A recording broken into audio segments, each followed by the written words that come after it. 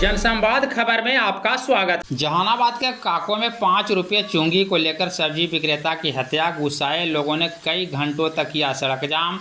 मौके पर पहुंचे पुलिस प्रशासन के आला अधिकारी। दरअसल जहानाबाद जिले के काको बाजार से बड़ी खबर सामने आ रही है, जहां 5 रुपये चुंगी को लेकर एक सब्जी विक्रेता की हत्या कर दी गई है।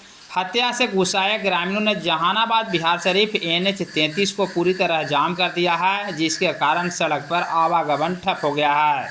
घटना की सूचना पाकर काको थाना अध्यक्ष, सिविल SDO जहानाबाद एवं SDPO घोसी 2 संजीव कुमार घटना स्थल पर पहुंचकर मामले की जांच कर रहे हैं और लोगों से सड़क जाम हटाने की अपील कर रहे हैं। घटना से गुस्साए लोगों ने अपराधियों को जल्द गिरफ्तार करने की मांग कर रहे हैं। इस रिपोर्ट में आप देख सकते हैं किस प्रकार सिविल SDO को ग्रामीण बता रहे हैं घटना कैसे घटी, पूरी घटना की जानकारी ले रहे हैं। देखिए, एक सब्जी वाले की हत्या हुई है। वो इसी थाना क्षेत्र के नगवा गांव के रहने वाले हैं। यहाँ सब्जी बेचने आए थे।